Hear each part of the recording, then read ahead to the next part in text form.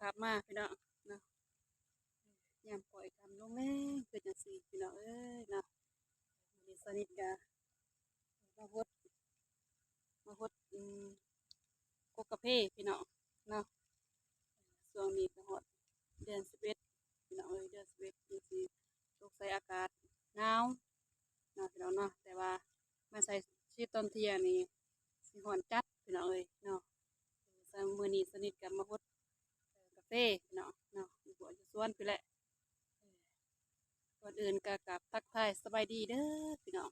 FC สู่ผู้สุขคนเนาะบ่ว่าอยู่ภายในประเทศหรือต่างประเทศพี่น้องก็ให้มีสุขภาพแข็งแรงพี่น้องเนาะอย่าสู่เจ็บสู่เป็นเนาะ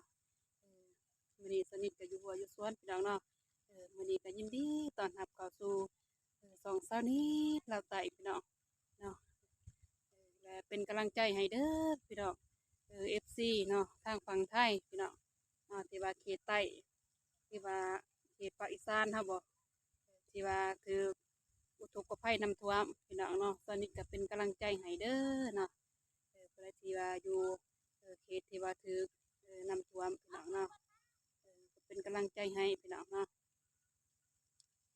จบมันตอนนี้ก็คือว่าอะไรพี่น้องเนาะมาอยู่หัวอยู่สวนหัวสวนกาแฟพี่น้องเอ้ยเนาะกาแฟสนิทก็ได้ประมาณ6 เดือนเลยพี่น้องสนิทปลูกแต่เดือน6คนแหละเดือน6วันที่10 ปลายพี่น้องวันที่15 16เนี่ยสนิทปลูกเนาะก็มื้อนี้ให้พี่ให้น้องมาเบิ่งเนาะเฮ็ดคลิปให้พี่ให้น้องเบิ่งพี่น้องเอ้ยเนาะสภาพอากาศหรือว่าสถานที่อยู่หัวอยู่สวนพี่น้องเนาะช่วงนี้ก็ระยะประมาณ4 โมงแรงพี่น้อง4 โมงแรงแล้วเนาะสนิทก็โคตรสิออกกาแฟโคตรสวนกาแฟแต่เช้าพุ่นแหละ แต่เสาพี่น้องเอ้ยเนาะสิพาพี่พาน้องไปเบิ่งชมบรรยากาศพี่น้องเนาะในการพดสวนกาแฟทางเขตลาวใต้เฮาพี่น้องเอ้ยเนาะพิเศษก็แม่นอยู่สวนสาธิตนี่แหละพี่น้องว่าฮดจังได้เนาะฮดกกาแฟอีกเนาะพอเฮาปลูกเฮาใส่กาแฟ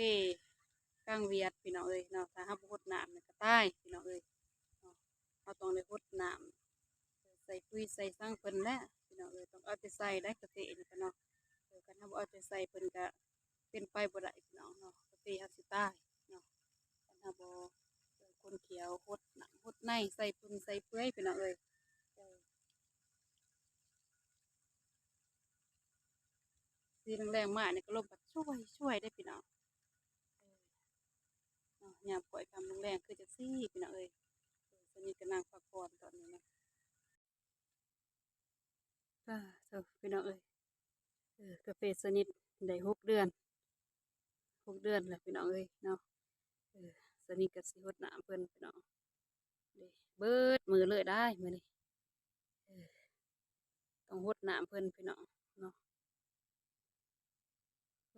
เจ้าหญ้าก็พันธุ์ได้อันใหม่สนิทก็หาก็แล้วเก็บเกี่ยวข้าวหนำทำป่าพี่น้องเอ้ยสนิทก็เลยแล้วปั่นข้าวปั่นหยังแล้วสนิทก็มาฮดสวนกาแฟอีกพี่น้องเอ้ยเนาะเขตลาวเฮาพี่น้องทางใต้เนาะต้องได้สู้ได้พี่น้องคันบ่สู้ก็บ่ได้นั่นแหละพี่น้องเนาะบ่สู้ก็บ่ได้บ่มีพี่น้องเอ้ยเจ้า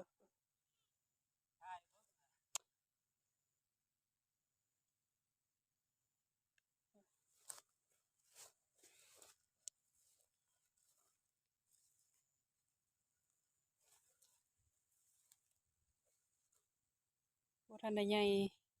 พี่น้องเนาะเออใส่ปุ๋ย3-4เทื่อแล้วได้นี่เนาะสนิทใส่ปุ๋ย3-4เทื่อแล้วพี่น้องเอ้ย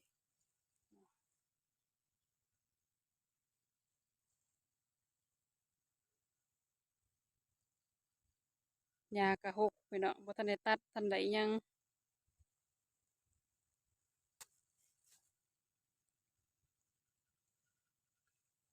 เจ้าพออีกอีกแล้ว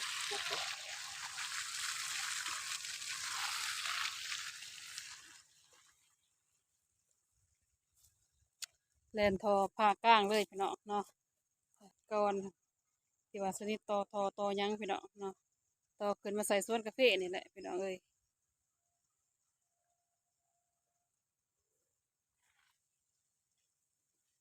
ว่าเธอ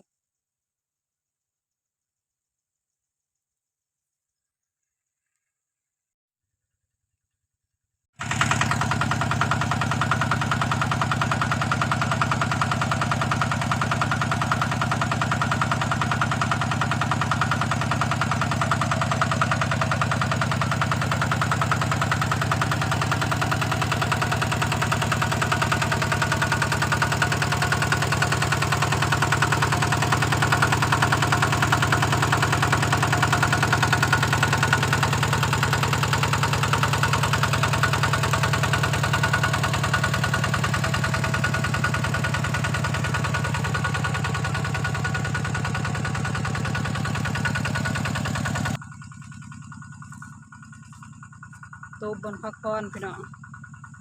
เนาะ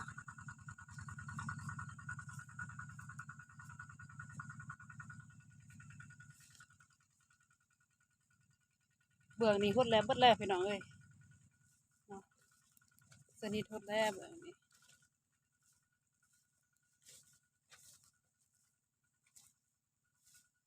ทุเรียนตัวนี้ทุเรียนพื้นบ้านพี่น้องทุเรียนพื้นบ้านบ่ได้ใส่ปุ๋ยใส่หยังนะตัวนี้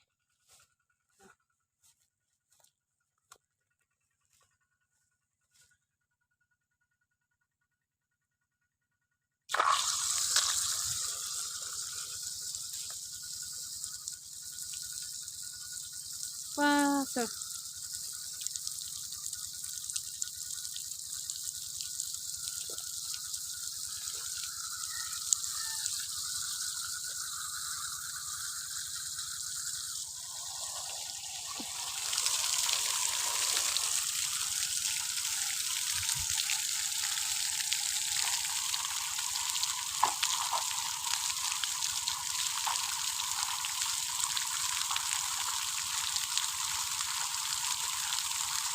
ต้มขึ้นแล้วก็เป่งขึ้นแล้วนะพี่น้องเอ้ยเนาะ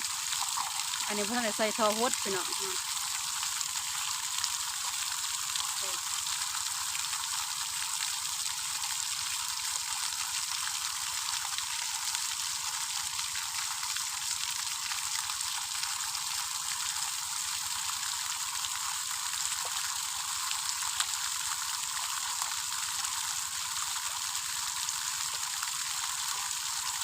เป่งน้ำพี่น้องโป่งขึ้นมาน่ะก็เป่งเนาะมันสิเป็นแต่ละจุดเธอดีวางไว้เนาะมองเทิงก็จุดหนึงพี่น้องเอ้ยเนาะมันถืออยู่5 ปากเนาะเบิดตัวนี่ต่อออกไป5 ปากพอดีพี่น้องเนาะเอาเถอะ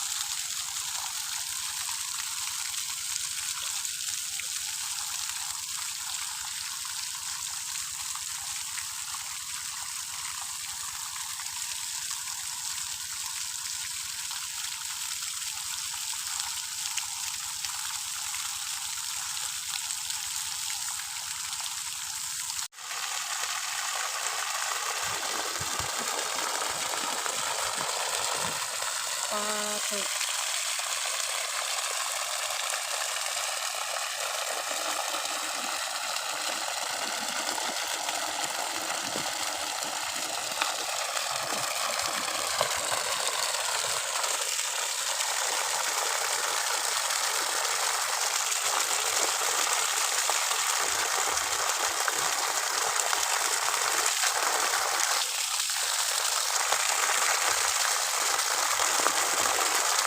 คือบ่อย่างงามปานใดเนาะ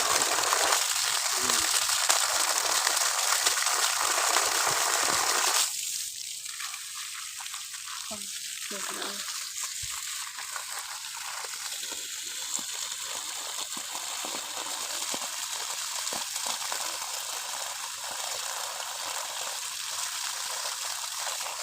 นะก็บ่ได้อนามัยปกเบิดแล้วเนาะบ่ทวงบ่ทัน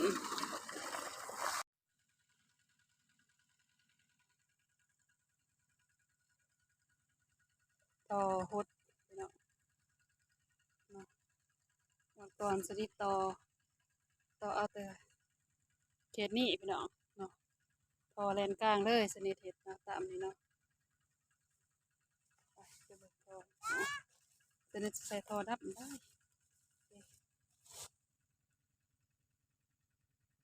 ใส่ทอดับพี่น้องสุดเลยสนิทเสร็จเนาะทอนี่แลนสุดเลยพี่น้องเอ้ยโอ้ยสุดไปเลยหอดไปเลยได้ทอหญ้าตอนนี้หอดไปเลยจู่มองกกก้อนน้ำไหมปุ่นก้อนน้ำไหมไผ่ปลาปุ่นแหละพี่น้องเนาะแลนทอหมดก่อนพี่น้องเอ้ยนี่ว้าเถอะแลนทอยาวเลยพี่น้องเนาะหอดปุ่นเลยสุดปุ่นเลย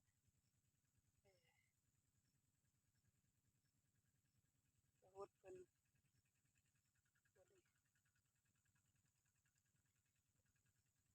ใส่ปุ๋ยนี่ก็เดือนหนึ่งสองเทื่อพี่น้องเนาะแต่ถ้าใส่ลายก็บ่ได้เด้เนาะยันว่ากาแฟเฮา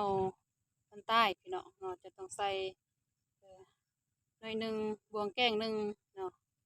ถ้าต้องเอาใส่บวงแกงนะคะมาขุดเอากระจกอิหยังขุดเวียนตามใบมันตกเลยพี่น้องเนาะตามใบกาแฟเฮามันต้นออกทางข้างเฮาก็ขุดเวียนแล้วเฮาก็เอาปุ๋ยเนาะเอาปุ๋ย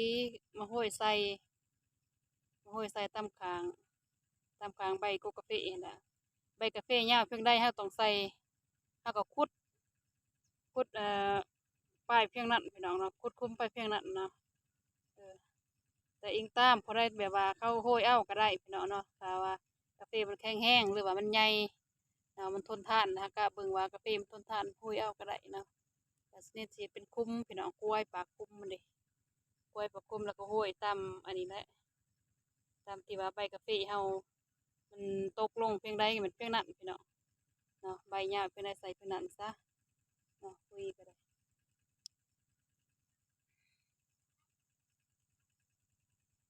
กาแฟนี่ปลูกประมาณ30 ใบพี่น้องเนาะบีอามันหักสนิทเอามาปลูกบีอาน้อยๆพี่น้องเอ้ยเนาะบ่คิดบ่ฝันว่าสิได้ซ้ำนี้ได้นี่กำลังแตกงาออกเลยดิเริ่มแตกงาแตกหยังออกแล้วเดี๋ยวนี้เนาะหมดก่อนหั่นโอ้ยคือสิบ่ได้นั่นแหละพี่น้องเอ้ยกาแฟก็ได้นี่แตกงาแตกสั่งออกแล้วพี่น้องเนาะสนิทก็หดน้ำหดสั่งเพิ่นพี่น้องเอ้ย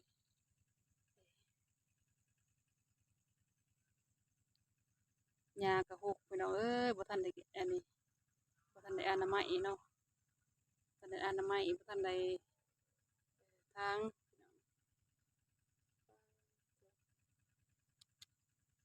นั่งแย่งกาแฟเองก็แม่นได้เนาะงามดีพี่น้องเอ้ยเขียวทุ่งตึ้งหญ้าตึ้งหยังนี่แหละ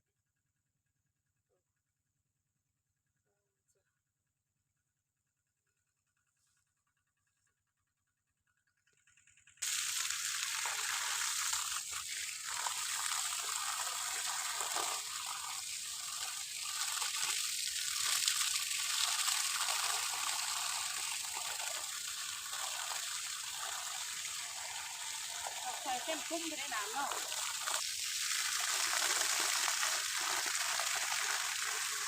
แม่นโอ้ย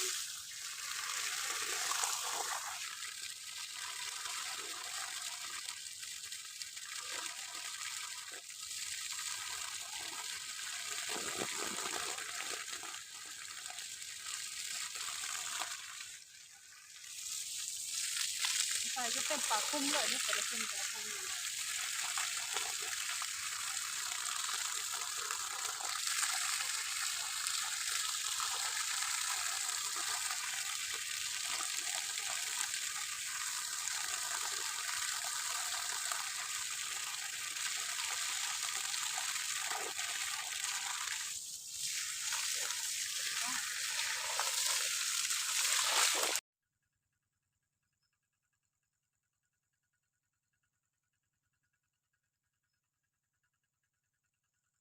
สำหรับคลิปนี้เนาะเช้านี้ก็สิได้โจทย์สำเร็จเด้อพี่น้องเด้อเนาะสนิทขอตัวไปพดกาแฟก่อนพี่น้องเนาะ